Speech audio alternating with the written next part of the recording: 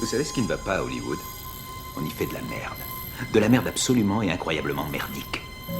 Ne croyez pas que je sois un apprenti cinéaste minable, recherchant le sens de l'existence à travers les brumes et les vapeurs du narguilé. Je pourrais m'en prendre aux mises en scène étriquées, ou au jeu des acteurs, ou même à l'assemblage totalement idiot de mots sans suite que les studios qualifient de prose. Sauf que le problème, c'est le manque de réalisme. De réalisme. Un élément relativement... Allô, ici Fouad Berlin sur le podcast des investisseurs qui voient grand. Bienvenue dans ce nouveau podcast 10M pour 10 millions d'euros, capital optimal de la magnifique position du Vachier. Je suis toujours en compagnie de mon acolyte Hugo. Bonjour Fouad, bonjour à toutes et à tous. Nouvel épisode du podcast 10 millions qui va avoir pour objet, et Fouad ne le sait pas encore, les professionnels de l'investissement immobilier, où nous allons nous faire de nouveaux amis. Et je vois Fouad qui rigole. Fouad ne le sait pas encore. Je découvre le sujet en direct. Avant de commencer, pense à t'abonner au podcast, à le partager, c'est ultra important pour nous mais également pour toi. Non, je déconne. N'oublie pas de mettre un commentaire 5 étoiles, notamment si tu écoutes sur Apple Podcast, ça aide énormément avec le référencement. Et je tenais à remercier les derniers qui nous avaient mis un commentaire élogieux, notamment Jérémy qui se reconnaîtra. Tu trouveras dans la description du podcast le lien pour réserver un coaching hautement stratégique, en one-to-one. Il adore qu'on parle anglais, Fouad. Yes, America, we love you from Berlin. Qui pourra t'aider dans ta situation personnelle et te débloquer des problématiques individuelles. Tu as eu une accélération, notamment, Fouad, de ces derniers temps. Oui, c'est vrai que j'en ai de plus en plus. Je remercie vraiment les gens qui réservent un coaching parce que je prends ça comme une marque de confiance et une marque de respect parce que j'apprécie que consommer du gratuit sur des dizaines d'heures de contenu stratégique soit de temps à autre récompensé par une réservation. Donc merci. Je vois que tu me remercies pour avoir mis toute la technique derrière. Tout à fait, le lien Calendly et le lien Stripe. Tu as le lien pour candidater à Patrimoine Exponentiel également, c'est sur candidature uniquement. Et on veut privilégier la communauté et Fouad va nous faire l'immense honneur de nous animer 12 coachings hautement stratégiques. D'ailleurs, tu m'as même pas fait de remise. J'attends le virement en fait. J'attends le virement. Pour me faire la remise. Avec ta société immatriculée en Tchétchénie, j'ai quelques doutes sur le paiement. C'est une blague évidemment. Dis pas où est la société offshore, merde. Tu as le lien de notre Telegram et de notre newsletter privée également et tu trouveras également d'autres contenus. Donc n'hésite pas à vérifier la description. L'idée du podcast que Fouad ignore, et c'est la chance d'un podcast, c'est d'avoir ce support, vient de ce matin même, où j'ai échangé sur LinkedIn, un sacré réseau de professionnels, avec des conseillers en gestion de patrimoine. Fouad, tu veux dire quelque chose ?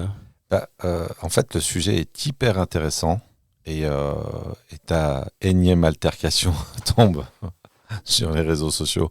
Ton empoignade tombe parfaitement bien parce que moi, en introduction, j'ai envie de dire, je n'ai jamais compris à quoi servent ces gens-là, en fait, sur la partie croissance du patrimoine, mais on va en parler. Création du patrimoine. Alors, création, croissance exponentielle, constitution d'un vrai patrimoine, c'est une vraie question.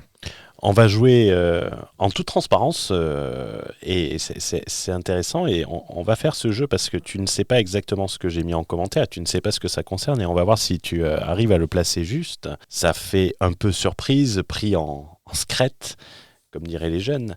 Et cela va être l'occasion également d'échanger sur ce sujet et dans un souci de transparence le plus total, qui est en quelque sorte le leitmotiv de ce podcast depuis que nous l'avons lancé il y a maintenant plus d'1 an. Je pensais que c'était l'opacité, mais bon, j'apprends que c'est la transparence.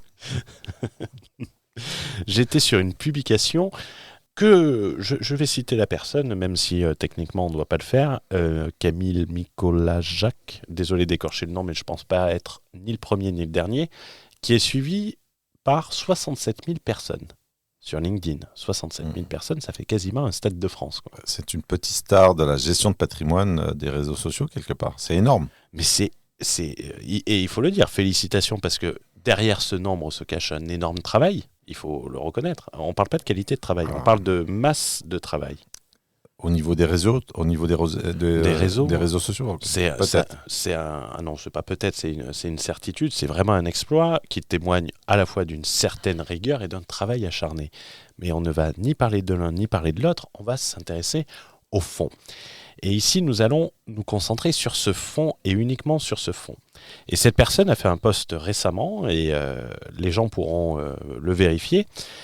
Et Fouad, pour l'instant, tu n'as pas vu le post en question. Je ne vais te lire que la première ligne. Je vais sortir mon téléphone.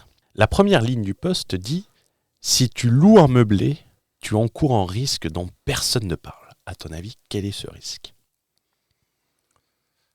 Quel est ce risque ? Ouais, ce risque dont personne ne parle si tu es loueur meublé. C'est comme ça que ça commence.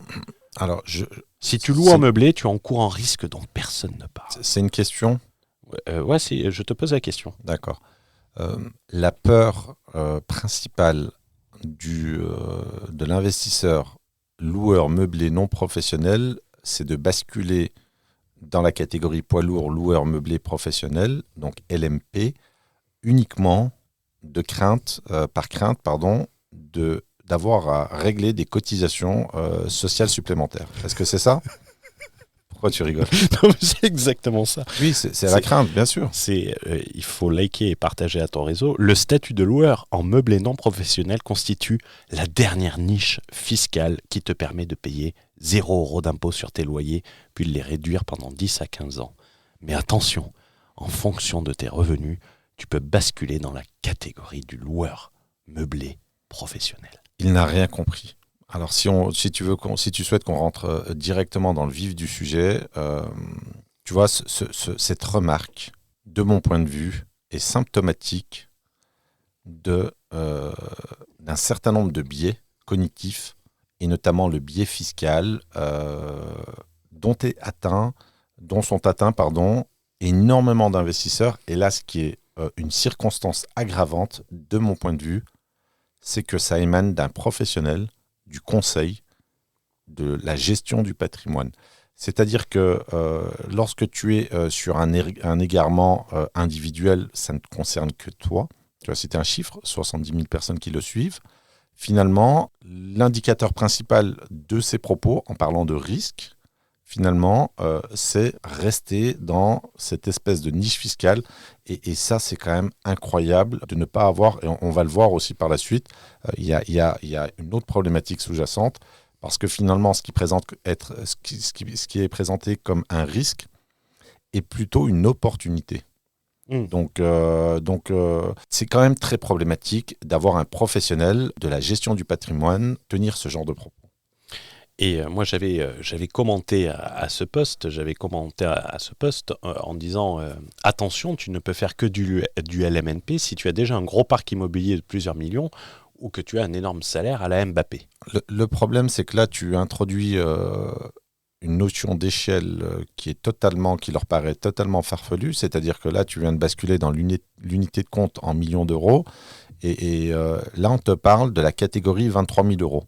Grosso modo, et à être en dessous des 50% des revenus du foyer issus du travail. Donc, en fait, c'est une question de paradigme. Si tu veux, toi, tu parles d'investissement immobilier en ayant compris la puissance du levier bancaire français.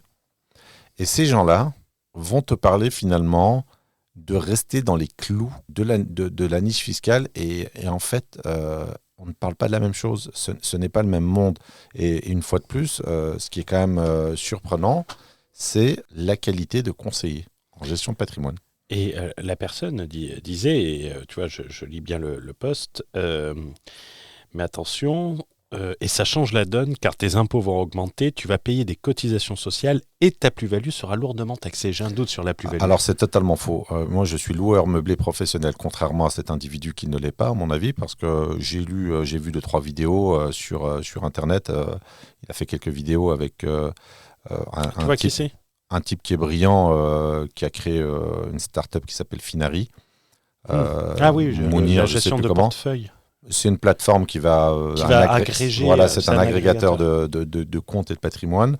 Moi, je suis loueur meublé professionnel et je ne pense pas que cet individu le soit. Ce qu'il dit, c'est totalement faux, en fait. La principale... Alors, il y a plusieurs avantages à être loueur meublé professionnel et donc, un des avantages est exactement l'inverse de ce qu'il dit. Tu as une exonération de la taxation des plus-values. Alors, il y a une plus-value. C'est un peu complexe. Tu as une plus-value, voilà, long terme et court terme. Grosso modo, tu as le gros de ta plus-value sur la détention, je crois que c'est la long terme, tu en es exonéré. Et la plus-value court terme, ça concerne, je crois, l'amortissement comptable. On vient réintégrer une cotisation sociale. Mais ça reste totalement négligeable. Si tu fais 200 000 euros de plus-value long terme et que tu as amorti 50 000 euros comptablement, tu vas être taxé sur la cotisation sociale sur les 50 000 euros, mais les 200 000 euros vont passer à la trappe. Donc en fait, l'atout majeur de la location meublée professionnelle, c'est exactement l'inverse de ce qui est décrit. C'est-à-dire que tu as une quasi-exonération de l'imposition de tes plus-values. En tout cas, de la plus-value principale. Donc ça, c'est le premier point.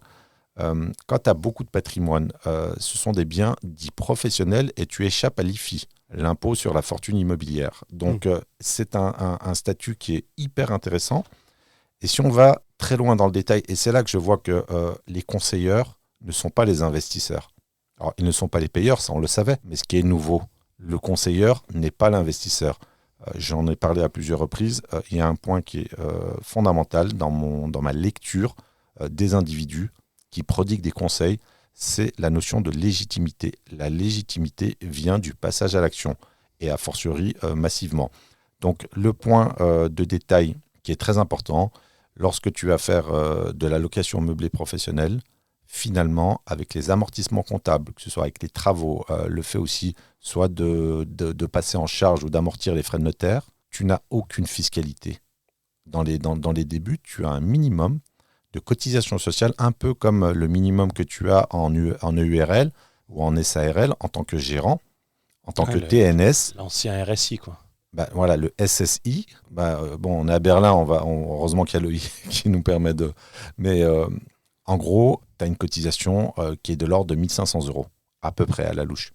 Donc, 1 500 euros qui sera un frein à développer ton patrimoine de manière significative, c'est-à-dire que tu es obligé d'exploser les compteurs, non seulement dépasser tes revenus du travail, la fameuse règle des 50%, et dépasser les 23 000 euros, et sous prétexte qu'il faudrait s'acquitter d'à peu près 1 500 euros de cotisation sociale, il faudrait absolument éviter de basculer dans le régime LMP, parce qu'il y aurait un risque d'asphyxie en termes de cotisation sociale. C'est totalement faux. Donc on voit qu'on a des avantages qui sont absolument colossaux. En fait, ce que les gens ne comprennent pas... Toi, tu es plus inquiet de passer à l'MNP. Eh ben, tu vois, là, tu mets le doigt sur quelque chose qui est fondamental quand tu as un minimum d'intelligence dans tes investissements et que tu es un vrai investisseur et pas un... Comment dirais-je, pas un blablateur. Quand tu as des plus-values, quand tu as bien acheté, quand tu es sur le point d'arbitrer des biens, mon inquiétude est de rester dans la catégorie LMP. Sinon, je risque d'être sanctionné financièrement par l'imposition sur les plus-values dont je ne pourrai plus bénéficier des exonérations parce que en LMNP, il n'y a aucune exonération de la plus-value, qu'elle soit court terme ou long terme. Si, avec la détention sur le LMNP, mais au bout d'un certain nombre d'années. Non, ce sont des abattements. Des abattements. Là, moi, je te parle d'une exonération totale, en fait, sur la partie plus-value long terme. Donc voilà, donc il y a... Alors, moi, fondamentalement, c'est ça qui me dérange, une fois de plus, c'est que tu as un professionnel du conseil, de la gestion de patrimoine, qui non seulement te donne un conseil merdique, et en plus... Ce que j'aime bien, c'est que tu es beaucoup moins diplomate que moi. Non, mais après avoir fait une... j'ai quand même pris par surprise, là, t'es en forme. Non, c'est pas ça, c'est que je viens d'argumenter, en fait. J'ai donné des arguments qui sont quand même... cohérents. Qui sont cohérents, qui sont en béton armé. Vous allez nous le dire dans les commentaires. Et finalement, c'est un flagrant délit de exactement ce qu'il ne faut pas faire. Le biais fiscal, être victime du biais fiscal, caper ton ambition, finalement se priver des avantages du loueur meublé professionnel. Alors, c'est ça que je voulais dire tout à l'heure, c'est que moi, ce qui me fait rire avec tous ces gens, c'est qu'ils s'adressent à des gens plus ou moins passionnés de la constitution du patrimoine. Qu'on se le dise, hein, même si on est en France, tout le monde rêve d'avoir un patrimoine en millions d'euros, la plupart des gens. Donc comment veux-tu te constituer un patrimoine digne de ce nom avec des méthodes de bricoleur? Mais c'est ce qui est très marrant, tu vois, tu as fait une allusion, parce que moi j'ai répondu, et le mec me disait qu'il n'était pas d'accord, et j'ai eu un de ses collègues conseil et stratégie patrimoniale. Le stratégie est important parce que je lui ai recommandé de travailler un peu plus la stratégie, et la personne m'a répondu, et c'est pas un règlement de compte, mais le mec m'a répondu, et je cherche le commentaire.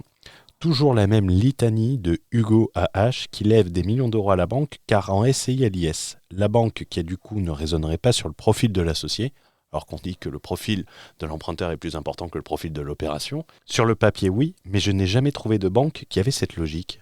Est-ce que tu as le nom de cette banque magique ? Alors, il n'y a pas une seule banque, déjà premièrement, et la SCI est une condition intéressante, nécessaire, mais pas suffisante.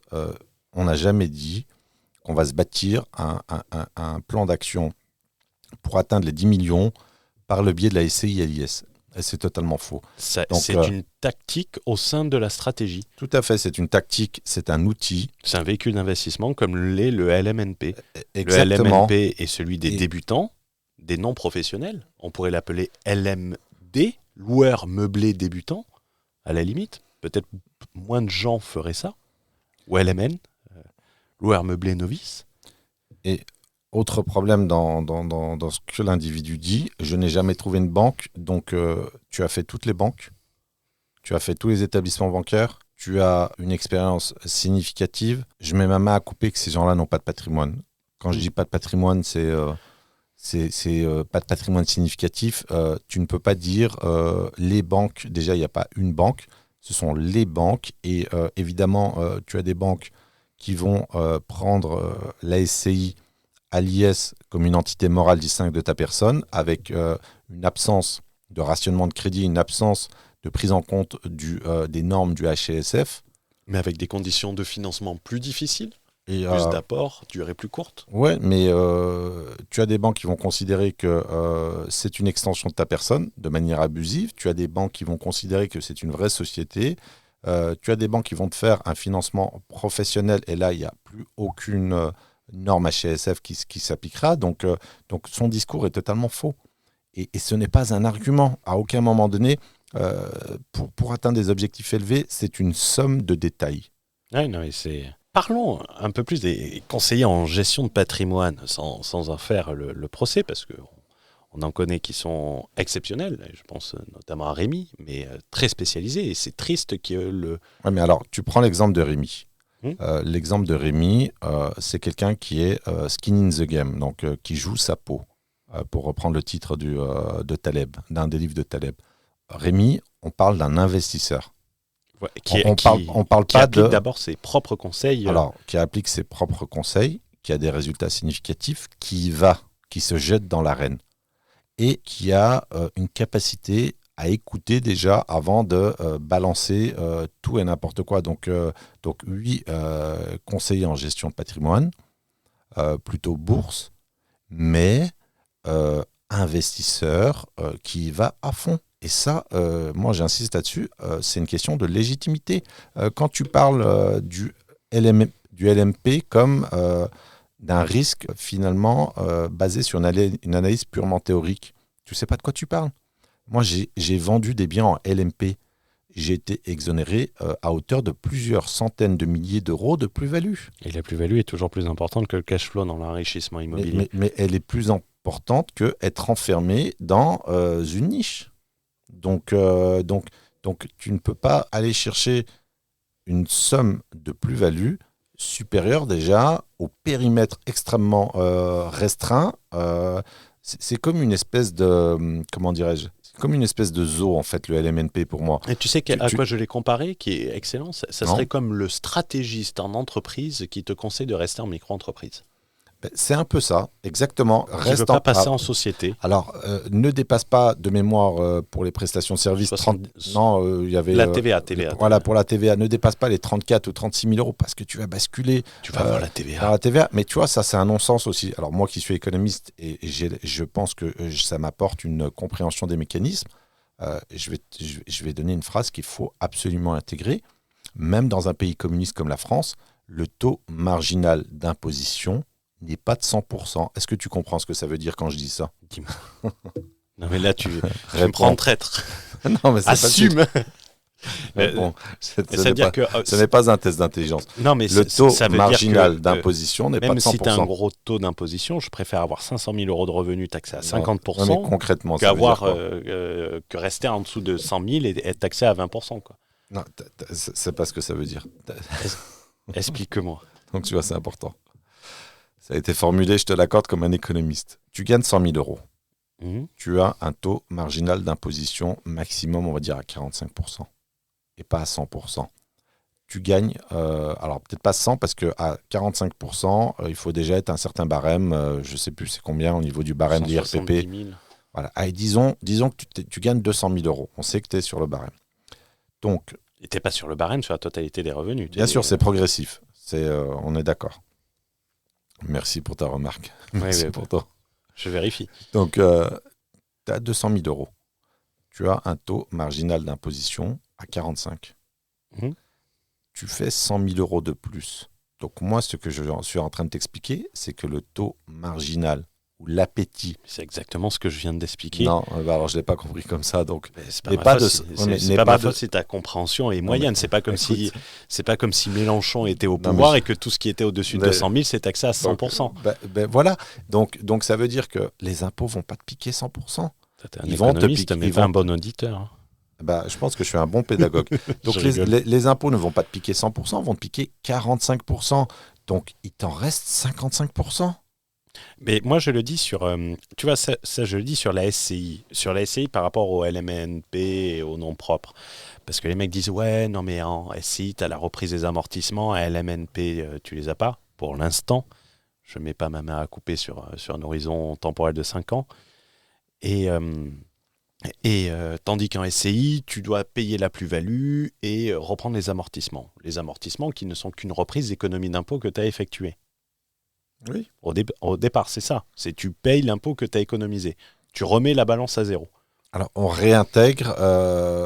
C'est pas vraiment ça le vrai mécanisme purement comptable ou fiscal. C'est que on a considéré qu'on t'a donné une enveloppe, donc un amortissement, pour pouvoir rénover ton bien par rapport à sa dépréciation comptable. On considère que quand tu le vends, l'argent que tu as économisé fait que ton bien est à un état, normal, et est revenu à un état normal. Mais bref, ça n'a pas vraiment d'importance. L'idée, c'est que, évidemment, on vient reprendre sur une tranche, sur ce qu'on t'a donné. Et je dis aux personnes, je préfère faire 10% de plus-value sur 5 millions d'euros, sur un parc de 5 millions d'euros, payer 50% d'impôts, que faire 30% de plus-value sur 500 000 euros et payer 0% d'impôts. Je suis assez égoïste. D'un côté, tu as 250 000 euros, de l'autre, tu as 150 000 euros. Et en LMNP, tu ne pourras pas aller plus loin que 500 000 euros d'encours. Soyons honnêtes. Non, mais c'est une question d'état d'esprit. C'est une question... d'être égoïste. Non, mais même pas au-delà de ça. Pour moi, c'est une question d'intelligence. C'est une question de capacité à maîtriser ses biais cognitifs. C'est-à-dire que quand tu as les yeux rivés sur la fiscalité, tu as en réalité la main sur le frein à main du développement de ton patrimoine, de ton véhicule d'investissement. Et finalement, moi, je m'en fous de la fiscalité, ça ne m'intéresse pas. J'ai les connaissances. Ce qui m'intéresse, le paramètre principal, c'est à quel rythme est développé mon patrimoine. Et c'est ça le plus important. Et quel est le montant des plus-values latentes. Donc, et ces gens-là n'en parlent pas. Ils sont là à t'expliquer finalement. Alors, tu vois, c'est symptomatique. Alors, qu'est-ce qui est intéressant dans sa remarque? Je te pose la question. Qu'est-ce qui est intéressant? C'est là où, quand tu as un esprit analytique, tu arrives aussi à lire finalement dans les égarements des autres. Qu'est-ce qui est intéressant dans sa remarque par rapport à sa qualité de gestionnaire de patrimoine et par rapport aux produits qu'il a l'habitude de refourguer, à ton avis? Que c'est de la merde. Non, plus précisément, plus subtilement. C'est pas... On va se prendre des... Que vend un gestionnaire de patrimoine de manière générale? Ah, mais ils vendent quoi? De l'assurance vie et du Pinel? Il vend de la défiscalisation. Et donc Mais- pourquoi est-ce qu'il te parle de... Pourquoi est-ce qu'il est arc-bouté sur Parce le que c'est- LMNP? Parce que c'est les produits et Parce qu'il considère que c'est un produit de défiscalisation. C'est aussi simple que ça. Donc pour lui... que c'est les produits qu'il a. Non, Parce mais que- en fait, pour lui, il est dans sa zone de médiocrité, c'est-à-dire que... C'est vachement sympa ça. Non, par mais rapport- c'est la vérité. Je vais t'expliquer, de médiocrité financière. Il ne vend que de la défisque. Il vend du Pinel, il va te vendre du PEA, il va te vendre de l'assurance vie. Il ne te vend que des produits de défiscalisation. Donc pour lui, le LMP n'étant pas un produit de défiscalisation, et à tort d'ailleurs, parce qu'on en a parlé sur la plus-value, donc pour lui, il est dans sa zone. Donc à part vendre de la défisque et éventuellement un peu d'ETF, je suis navré de le dire, hein, je n'ai pas toutes les connaissances évidemment, mais que font ces gens-là concrètement en termes d'enrichissement? Mais en fait, moi je vais te faire une confidence et je vais faire une confidence à tout le monde en même temps puisqu'on est en enregistrement. C'est une expérience professionnelle dans laquelle j'ai découvert le métier de conseiller en gestion de patrimoine, où j'ai eu affaire à eux au début et le type de conseiller en gestion de patrimoine, on va dire 90% d'entre eux. Dans une activité professionnelle passée, et je vais faire attention à ce que je dis parce que j'ai quand même une NDA et une clause anti-dénigrement dedans, puisqu'il y avait eu un petit souci sur la rupture et cela leur avait coûté de l'argent. J'avais eu la chance d'être dans une société sous une forme très particulière qui était valorisée à plus de 100 millions d'euros, donc on n'est pas sur un petit cabinet de conseil, et qui atteignait son point mort en mars, avec un chiffre d'affaires de 80 à 90 millions d'euros. C'est des données qui sont publiques, mais je ne donnerai pas le nom de la société. Et c'était ce qu'on appelait une société de commercialisation, une sorte de plateforme immobilière qui commercialisait pour les promoteurs immobiliers leur construction, les bâtiments, les appartements, leurs produits d'investissement. Et pour faire simple, grosso modo, un promoteur, il construisait une résidence, que ça soit du Pinel, que ça soit de l'étudiante, que ça soit de la résidence de tourisme, contactait cette société qui s'occupait ensuite de revendre l'ensemble des lots. Et comment elle revendait l'ensemble de ces lots? Elle revendait l'ensemble de ces lots au travers de partenaires qui étaient des conseillers en gestion de patrimoine établis sur tout le territoire français. Et ces conseillers en gestion de patrimoine s'occupaient de la commercialisation. Et donc, la société recevait de la part du promoteur une marge de commercialisation qui était, ça variait selon les projets, mais on peut dire entre 10 et 15 points. Et cette marge était partagée avec le conseiller en gestion de patrimoine qui s'occupait de la vente. Et c'est là que j'ai découvert que le conseiller de gestion de patrimoine, pour moi, à l'époque, ça avait un nom, tu vois. Ouais, tu vas y aller quand tu as des gros revenus, c'est des spécialistes, c'est des ingénieurs du patrimoine.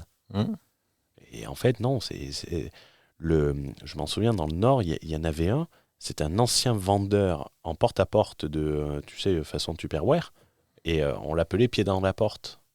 Parce que le mec, il venait de vendre un appartement, il te foutait le pied dans la porte pour te signer le Pinel. Et en fait... agressive. Ouais, mais il marchait. Et ce qui était le plus marrant, et c'est assez paradoxal, c'est que c'était les conseillers en gestion de patrimoine qui étaient les plus agressifs sur la vente, avec qui recevait la plus grosse commission. Tandis qu'un conseiller très conseil, qui ne faisait pas trop d'opérations, mais qui faisait quelques opérations, notamment sur du haut de gamme ou sur de la résidence touriste, mais tu sais, un peu haut de gamme patrimonial, notamment au ski, eux avaient des commissions qui étaient beaucoup plus faibles. Et là, tu te retrouvais face à des commerciaux. Mais comme au lieu de vendre une photocopieuse, ils te vendaient des Pinel, les mecs. Tu parles du CGP. Du CGP, ouais, c'était des... Et pourquoi, à ton avis, le CGP arrive à placer facilement ce genre de produit? Parce qu'ils jouent sur le biais, sur la douleur. Non. Non, Non, parce que les gens ont confiance en eux, tout voilà. simplement. Et que le titre peut être impressionnant. Le titre peut être impressionnant et surtout que tu découvres qu'il n'y a pas de qualification particulière. Alors, toi, tu dis que, bien évidemment, pour être intermédiaire sur des opérations immobilières, il faut une carte T. Oui. Mais si je dis pas de bêtises, cette société mettait à disposition une sorte de délégation, un truc comme ça, délégation de carte T ou... Oui, tu peux avoir une délégation de carte T, tout à fait. Pour s'occuper de la... Donc la société, il devait avoir une agence immobilière qui s'occupait et qui me faisait une délégation de carte T aux conseillers de gestion de patrimoine ne détenant pas de carte T, qui était là une majorité, y compris tu avais des conseillers en gestion de patrimoine qui étaient CIF ou pas. Ils vendaient ça et tu étais là, mais en fait c'est des vendeurs, quoi. C'est pas des conseillers, c'est des vendeurs de patrimoine, quoi. On devrait les appeler le meilleur vendeur du mois, quoi. Et malheureusement, ça s'est un petit peu calmé parce que l'État a recadré les choses, mais sur la défisque, notamment sur ce qu'on appelle le Pinel, mais bien avant ça, il y a eu d'autres programmes de défiscalisation, du nom d'autres... Du flot. Voilà, du cellier, du flot, Voilà, etc. Du meignerie également. Il y a eu énormément de dérapages. On vendait tout et n'importe quoi et à n'importe quel prix. Des programmes totalement gonflés en termes de tarifs. Finalement, ton économie fiscale était absorbée par... la moins-value. Alors, ça, t'étais pénalisé par la moins-value, mais surtout, il y a quelqu'un qui en bénéficiait. Donc là, tu avais le promoteur, tu avais le conseiller en gestion patrimoine, parfois les banques. Donc tu avais un certain nombre de gens qui se gavaient littéralement sur... ces acquéreurs, et à la fin, alors moi j'en ai acheté un de produits, mais en seconde main. J'avais parlé d'une des premières opérations. D'ailleurs, c'est la première opération que j'ai effectuée. C'était ma première résidence principale. Oui, il y avait eu un problème avec le... Oui, c'était avec l'affaire Omnium Gestion, je crois.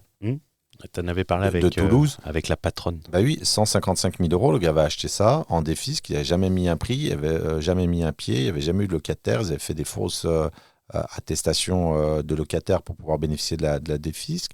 Il n'y avait même pas de consuel, qui est le passage d'EDF sur la mise aux normes. C'est une attestation de normes électriques, donc l'appartement était totalement neuf. Le gars avait acheté ça 155, moi j'ai acheté ça 100 000 €, totalement neuf. Donc tu vois quand même la perte de valeur ajoutée et donc la perte de capital, c'est absolument colossal. On parle de 30%. Et là, ce n'est pas une opération isolée. Des opérations, des cas comme celui-ci se comptent en dizaines de milliers, voire plus. Donc c'est dérangeant quelque part d'avoir des ignorants. Je parle des acquéreurs, des gens qui veulent gérer. Alors tu vois, il y a un truc qui est très grave là en parlant. Tout à l'heure, je disais... ces gens-là n'interviennent pas pour accroître ton patrimoine, ne savent pas faire. Mais ce qui est grave, c'est quand tu as du patrimoine.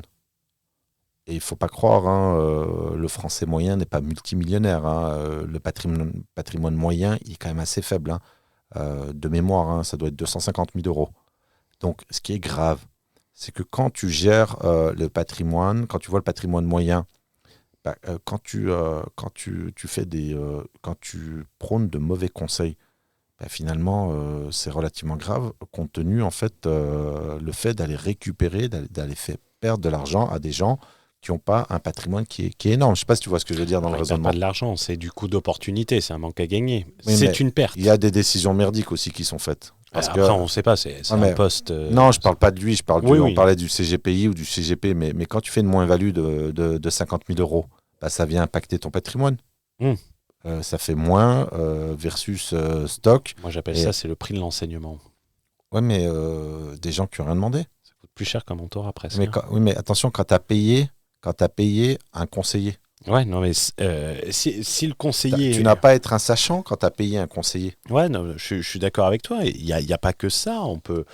est-ce qu'on ne pourrait pas faire un lien en investissement, quitte à se faire des potes, autant s'en faire un maximum aujourd'hui, l'expert comptable.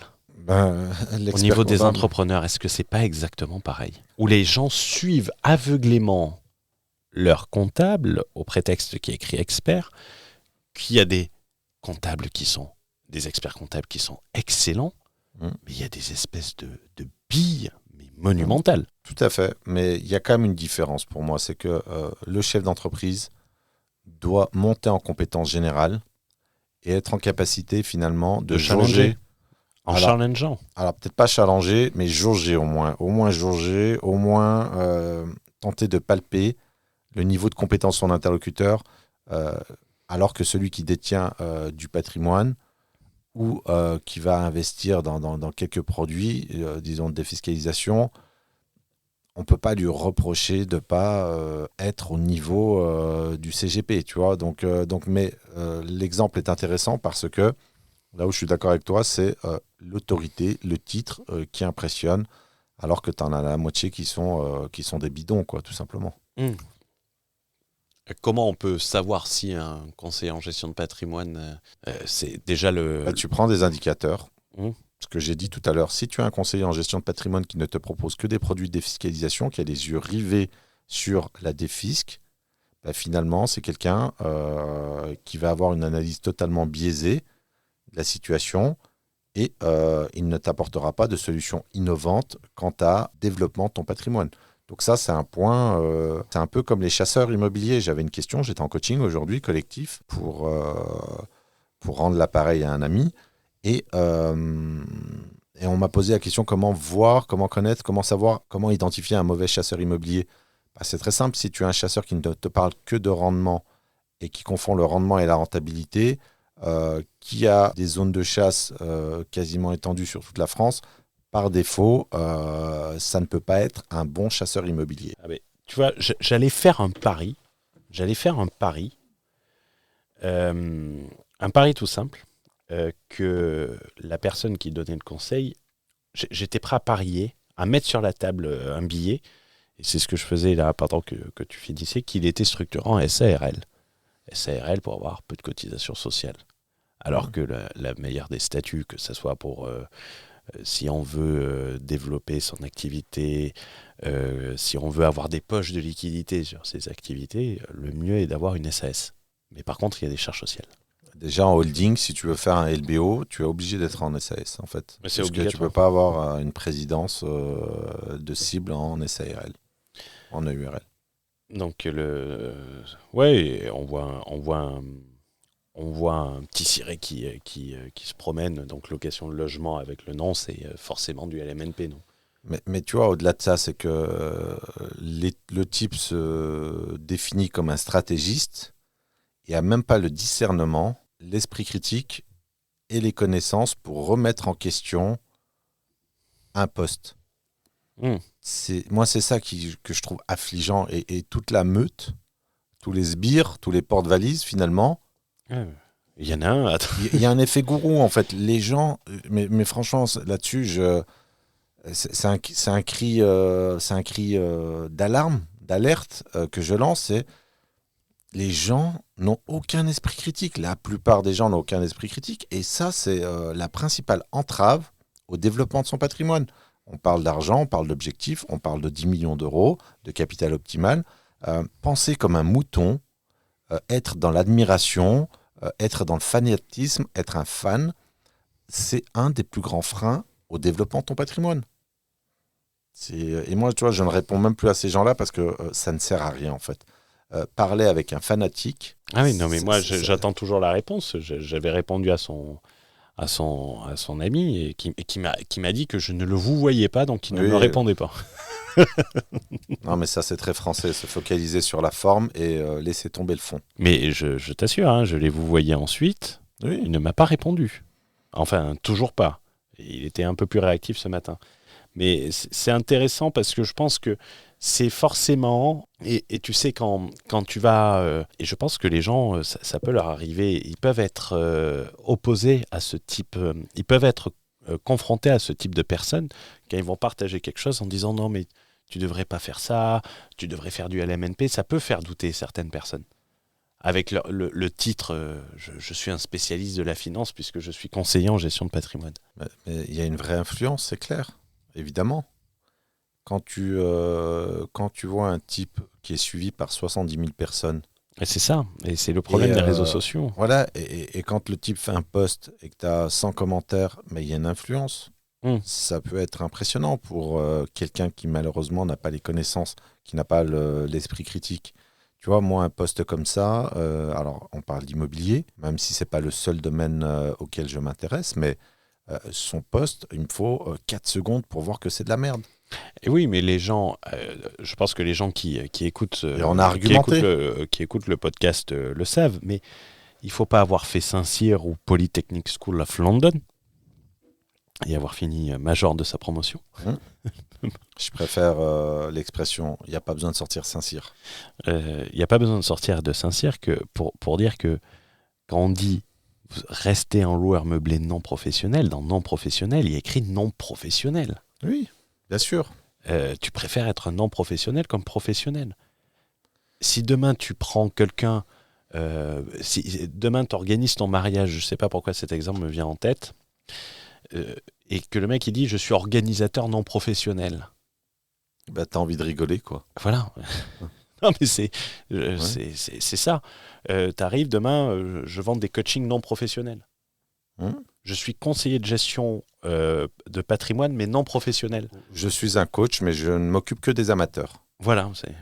Ça encore, ça peut marcher. Ouais, ça peut marcher, mais face à quelqu'un qui a faim, qui veut s'engager dans un processus de professionnalisation. Il y a une chose qui revient souvent dans le même registre, que les conseillers en gestion de patrimoine. Ça, c'était la petite anecdote du matin. Mais est-ce qu'on ne pourrait pas faire un parallèle ? Parce que, et je pense que je me demande si tu n'as pas eu des questions. Tu m'as dit avoir eu un coaching collectif. Ça ne m'étonnerait pas que tu aies eu la question. Que dire des sociétés qui te vendent clé en main ? Est-ce qu'on peut en parler un peu ? Ça, je pense que ça mérite un podcast parce que on me pose souvent la question est-ce que je connais des chasseurs ? Qu'est-ce que je pense du clé en main ? Pour faire dans la dentelle, ça mérite un épisode. Pour dire un mot, moi je connais un certain nombre de sociétés qui font du clé en main. Il y en a quand même pas mal et beaucoup qui font un certain tapage médiatique. Et vraiment, je ne veux pas paraître méchant et je ne fais jamais en fait dans le binaire. Hein. Je ne veux pas mettre tout le monde dans le même sac en disant mais la plupart sont mauvais. Donc la plupart sont mauvais. Il est extrêmement rare ou difficile de trouver en fait des gens qui font soit de la chasse, soit du clé en main avec une âme d'investisseur, avec une éthique qui dépasse les limites de la commission. C'est dur de trouver des gens qui vont faire du clé en main en traquant du coup de fusil. Ça, c'est difficile. Maintenant, je ne dis pas que tout est à jeter à la poubelle. Non, c'est comme tout. Mais... Non, mais voilà, tout le monde n'a pas la prétention ou la vocation à constituer un parc immobilier d'opportunités hors normes, de coups de fusil. Tu veux préparer ta retraite, on t'a proposé 2 studios. C'est très bien. Ça fera largement l'affaire. Maintenant, constituer un très très gros patrimoine en clé en main, je sais de quoi je parle, je fais quasiment du clé en main. Je mentore, je chasse, je structure, je coach sur les financements, j'apporte parfois les solutions de gestion locative, je mets le réseau quant à la maîtrise d'œuvre, donc c'est quasiment du clé en main. Et je sais que c'est difficile parce que chaque maillon de la chaîne doit être bon. Ouais, on a Mastéos, par exemple, le cas Mastéos. Je ne sais pas ce que c'est. Mastéos, c'est une boîte qui a levé 60 millions d'euros, qui faisait du clé en main. Ah, il faisait du clé en main ? Ouais, alors attention. Moi, j'avais plus... Il te sort des taux de rendement à Marseille à 3%. Des taux de rendement inférieurs à ceux de Paris. C'est Marseille. Marseille, ce n'est pas Paris. C'est une des villes les plus pauvres de France. On ne peut pas te servir...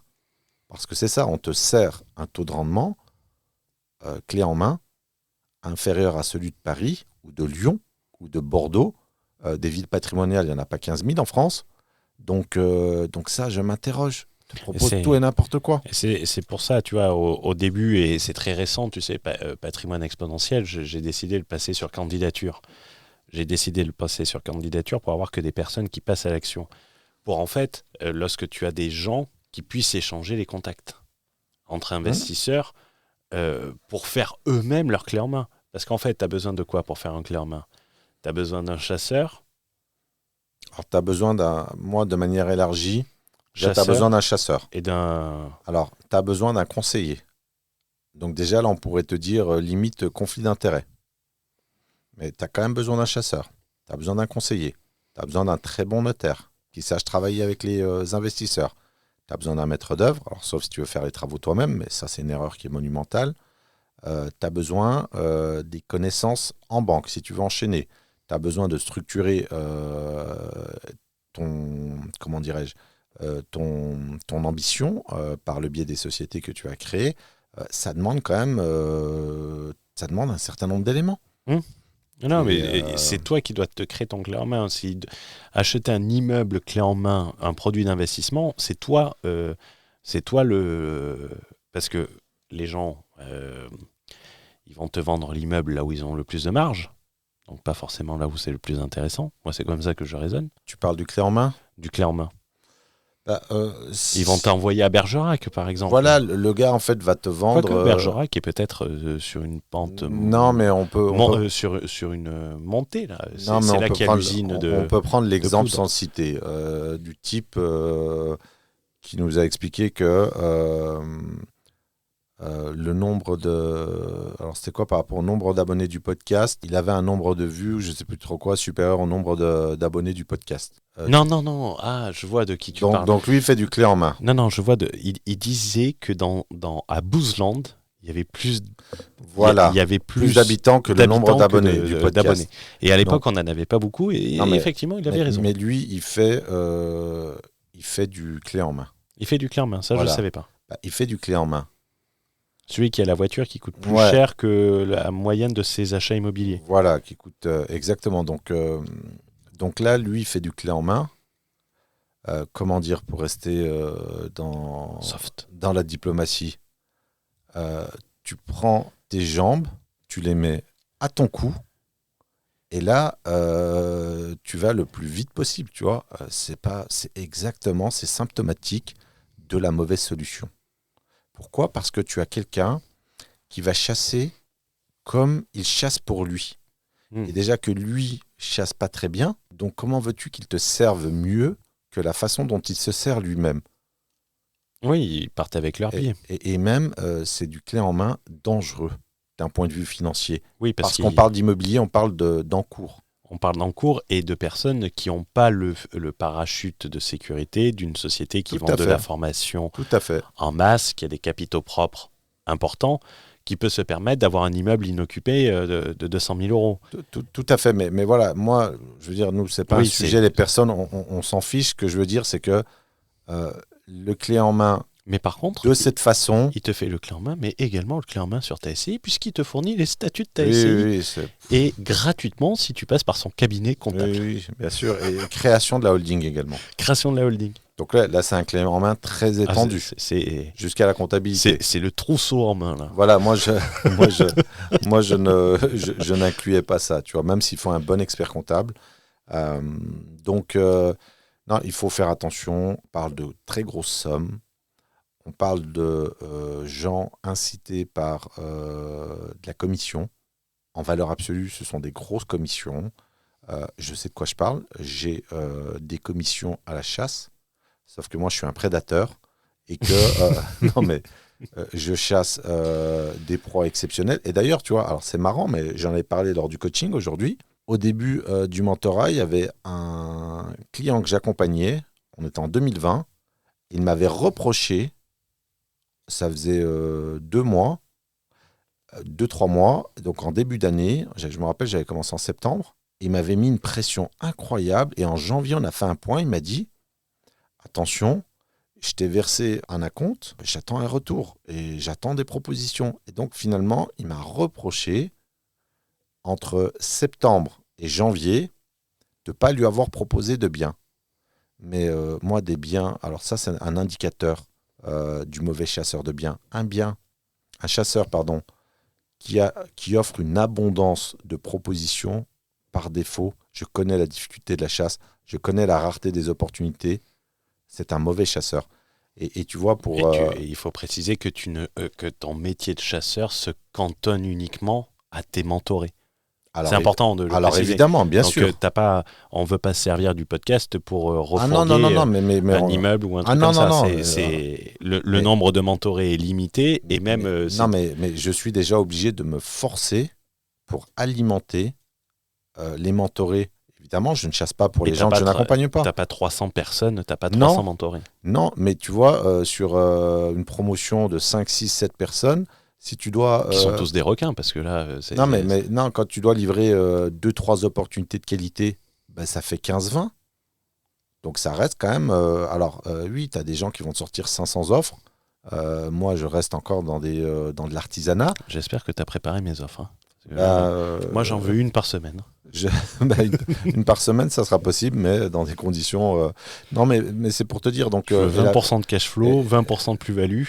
Non, je ne sais pas faire ça, malheureusement. Alors, la plus-value, et acheter 20% moins cher. La plus-value, si. Mais pour revenir à l'exemple... Je plaisante. Donc, la personne, je lui ai expliqué, écoute, je préfère ne rien te proposer qu'une chasse merdique. Et finalement, c'est quelqu'un que j'ai accompagné quasiment 2 ans. Et on a fait quasiment 4 millions d'euros. À défaut de merle, on mangera des grives. Et la première fois, pour l'anecdote, que je lui ai proposé une chasse, donc je me rappelle, c'était un immeuble à 800 000 euros. Le lendemain, il m'a dit, Fouad, quand je lui ai fait la proposition, c'était en fin de journée, le lendemain, il m'a dit, Fouad, j'ai pas dormi de la nuit. Il était en stress. Et je lui ai dit, c'est tout à fait normal. C'est pas une baguette de pain. Donc voilà, il faut faire attention, il faut être vigilant. Il faut penser à la liquidité du bien, et c'est ce que je répète quelquefois, c'est penser à la sécurisation de votre encours. Surtout lorsqu'on veut aller sur des ambitions assez élevées. C'est-à-dire qu'aller acheter un truc à Boozland, et c'est ça qui l'avait excité l'autre. C'est qu'on avait dit, il faut recontextualiser. Tu l'avais dit. Oui, non, c'est toi qui avais dit... non, mais moi, je n'ai pas interagi avec lui.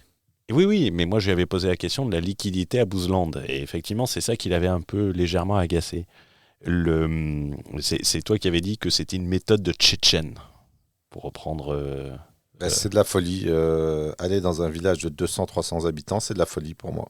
Et pour faire de la location courte durée, parce qu'il y a de la restriction, dans les grandes villes, une limitation touristique. Donc, on va aller dans les villes non touristiques. Quand tu as ton loyer et que tu n'as personne en face et que tu as les mensualités des banques, c'est un danger. Et c'est un danger également à coup d'opportunité, parce que moi, je vois les biens, d'un point de vue très débutant, comme les gens le savent. Je vois le bien, je veux que ça soit un stock, en quelque sorte. C'est-à-dire que si demain, je dois le liquider, que je n'y laisse pas un rein pour saisir une opportunité. Imagine demain, tu as besoin de sortir de la liquidité pour un coup de fusil, pour un coup de Kalachnikov. Ou pour un changement de vie. Pour le mariage. Pour le mariage. Si tu ne veux pas financer ton mariage avec un crédit à la conso, tu as peut-être l'arbitrage de possible. Non, je vais reprendre un exemple concret. Je ferai financer à ma femme. Bon, c'est vrai que toi, tu peux te permettre de faire ça, mais chez nous, ça ne se fait pas. Mais je vais reprendre un exemple. J'ai quelqu'un qui m'a pris un coaching. Je vais conserver l'anonymat, mais il est passé par un chasseur. Tu vois, j'ai limite envie de dénoncer ce réseau qui est un réseau malhonnête. Vraiment. Il voulait quitter la rat race en c'est pas lui. Non, c'est un autre. Ah non, mais je parlais... C'est un autre avec le mot rentier. Donc déjà, quand tu vois rentier, déjà, ça te fout la haine. Le gars, heureusement, il a des bons revenus. Mais ils ont proposé un immeuble dans le nord de la France. Alors, j'ai rien contre le nord de la France. Je salue Auguste si tu nous écoutes. Donc, d'ailleurs, j'aime beaucoup les gens du nord de la France. C'est comme les Alsaciens. Vraiment, ils sont super sympas humainement. J'aime beaucoup. On sent que tu as des prospects là-bas. Là. Non, c'est la vérité. Non, j'en ai pas tant que ça. J'ai pas beaucoup de gens du nord de la France. Mais non, humainement, ils sont très gentils. Ah, j'aime beaucoup le nord. Humainement, ils sont sympas, tu vois, vraiment. Et j'ai fait des affaires avec des Alsaciens quand j'étais dans l'automobile. Les gars étaient tout le temps à l'heure, sympas. C'est des Allemands. Ils cassaient pas les pieds. Non, les Allemands sont casse-pieds quand même. Hein. Bref, le gars me dit, je suis passé par ces gens-là. Donc, il a signé un contrat de coaching à 10 000 euros. Donc, 10 000 euros pour lui proposer... Alors, écoute bien, déjà 10 000 euros pour lui proposer un immeuble de rapport. C'est déjà pas mal. Non, attends, c'est pas fini. Il y a eu des frais d'agence. Ah. Donc, des frais d'agence. Donc, ils ont fait le compromis à l'agence. quand tu as une carte T, tu peux faire un compromis. Moi, perso, je ne me sens pas capable de faire un compromis. Un compromis, ça se fait chez le notaire. Faire un compromis, c'est quand même une responsabilité. Enfin bref. L'immeuble, après avoir pris possession des clés, signature de l'acte authentique, possession des clés, façon de parler, évidemment, le gars n'est pas de la zone. Le mois suivant, sur 8 locataires, les 3/4 ne payent plus le loyer. Non mais sérieux. Est-ce qu'il buvait? Non, il ne paye plus le loyer. Donc, il s'est pris une banane, comme on dit. 400 000 euros. Et le gars lui dit, t'inquiète pas. Là, cette fois-ci, donc on est passé de gars... Alors, le gars fait du coaching, fait de la chasse, et maintenant, il est spécialisé en expulsion. Il lui dit, t'inquiète pas, j'ai l'habitude, je vais les sortir. Tu vas sortir 6 personnes sur 8. Donc, tu vois, tout ça, c'est pas sérieux. Comment ça s'est passé, moi? C'est ça. Moi, j'ai mis en place... La formation expulsion. Non, mais je lui ai dit, attention, je te déconseille d'aller là-dessus. Je te déconseille de communiquer sur ce sujet par écrit, qu'il prenne ses responsabilités, ses initiatives, mais en aucun cas, tu dois être un donneur d'ordre et laisser une trace ou des traces concernant ton implication dans ce type d'expulsion sauvage. C'est strictement illégal. Attention, on est en France, le locataire a des droits en béton armé, et si toi, profession libérale, avec un avenir, une vraie situation, tu vas t'engouffrer dans ces situations merdiques, c'est pas ton encours de X centaines de milliers d'euros que tu risques, là c'est du pénal. Oui, là il ne s'y trompe pas. Donc voilà, donc je lui ai dit, écoute... Et pourquoi ils ne payaient pas? Alors, non mais ils n'ont jamais payé. Ils lui ont caché ces informations. Ils lui ont caché ces informations. Bien et sûr. Comment il peut... il peut même pas se retourner parce qu'ils n'ont pas de carte T. Leur commission, c'était le fameux coaching à 10 000 balles, je suppose. Ils ont pris 9 000 sur l'immeuble, ils ont pris 10 000, donc ils ont pris 19 000 euros. Sur 400 000 euros. Donc alors non, 400 000 euros, c'est avec les travaux compris. Travaux compris. L'acquisition est moins élevée. En fait, 400 000 euros, tu as frais notaire, travaux et quand acquisition. Ils ont fait les travaux, ils n'ont pas vu qu'il y avait des... Il y avait une... mais ça se sent quand tu as des cassos. Ce qu'il faut faire en termes de technique, l'astuce que je peux donner, si on te donne des attestations, des quittances de loyer, demande le relevé des comptes bancaires. De la SCI. Du nom propre de la SCI, du propriétaire, si ça, c'est une SCI. Et là, tu regardes s'il y a les écritures comptables, financières, bancaires, parce qu'en fait, avec le versement des loyers. Ah, mais putain, j'aurais pas imaginé ça. Oui. C'est un conseil... Conseil du KGB. Conseil du KGB, parce que oui, effectivement, si tu as des locataires, le mec, il peut dire « Ah, mais regardez, voici les quittances », mais ça ne veut pas dire qu'il les paye. C'est un malin, qu'est-ce qu'il peut faire le propriétaire? Il peut dire « Oh là, j'ai des quittances. Mais attendez, monsieur, vous m'avez donné des quittances, sont des fausses. Ah non, mais attendez, payez le loyer en espèces. Moi, j'ai le truc, je vais donner une quittance. Et là, si on commence à t'expliquer que sur 8 locataires, il y en a 6 qui payent en espèces, c'est le même conseil que pour le clé en main. Tu prends tes jambes, tu les mets à ton cou, et là, tu te transformes en Usain Bolt.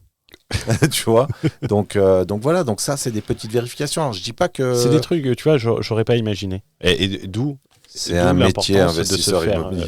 D'où l'importance, on avait fait un podcast sur le mentorat. Ce coût, il aurait se pris un retrouve mentorat. avec un problème à 400 000 euros. Voilà, mais il aurait pris sur un mentorat, bien, il aurait pas eu. Alors, tu vois, tu parlais de liquidité. Sur un bien liquide, non? L'immobilier, par définition, est illiquide. Le taux de liquidité est très faible. Enfin, la vitesse de liquidité, parce que c'est liquide. Hein. Mais le problème liquide, ça peut être 3 mois comme 3 ans. Donc là, le bien, il l'a entre les mains. Pourquoi? Il n'y a quasiment rien en loyer qui rentre. Alors la chance qu'il a eue, il a en différé. Il a déjà consommé plus de la moitié de son différé. Il y a des travaux encore à faire. Donc, le conseil que je lui ai donné, c'est d'assainir l'immeuble. Donc là, par la voie la plus légale possible, dégager les locataires, assainir, faire les travaux qu'il y a à faire et revendre l'immeuble. Donc voilà. Parce que l'emplacement était mauvais en plus. L'emplacement était mauvais. Est-ce qu'il y avait un truc qui était bon? Il y a un truc qui était bon, mais je ne veux pas rentrer dans les détails. Le mode de garantie était intéressant. Voilà, j'en dirai pas plus. Ouais.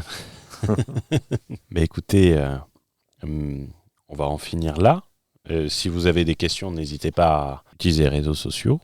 Si vous avez des publications croustillantes, n'hésitez pas. Et si on vient vous voir avec un immeuble dans le Nord-Pas-de-Calais, vérifiez les loyers. Vérifier le paiement des loyers. Vérifiez le paiement Mais c'est une bonne astuce, tu vois. Je ne sais pas si les gens le savaient. Fouad, un grand merci à toi pour cet accompagnement durant ce podcast, cette valeur, cette bonne humeur.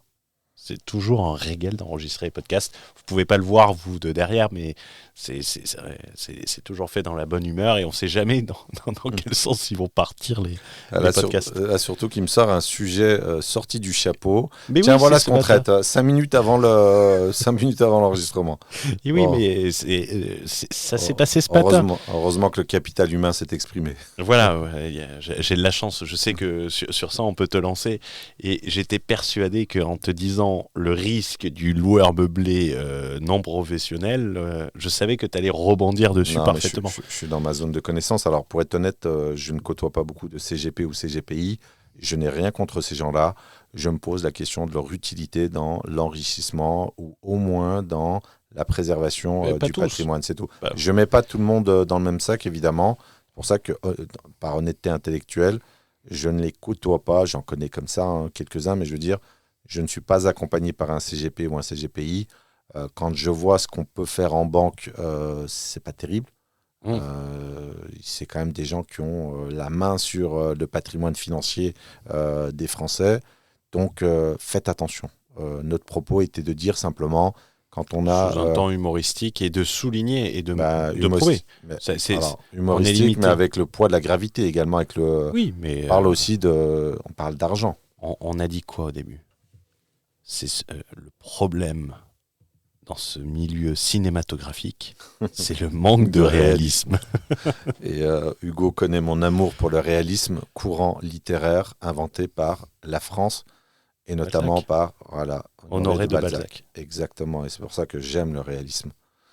Toi, tu préfères le sentimentalisme qui a été chassé d'Allemagne justement et remplacé par le réalisme. Merci à vous tous, merci Fouad, et on se retrouve dans un prochain podcast. C'était Fouad Berlin pour vous inspirer à voir grand. C'était Hugo pour s'occuper de la technique et vous permettre de prendre des coachings avec Fouad.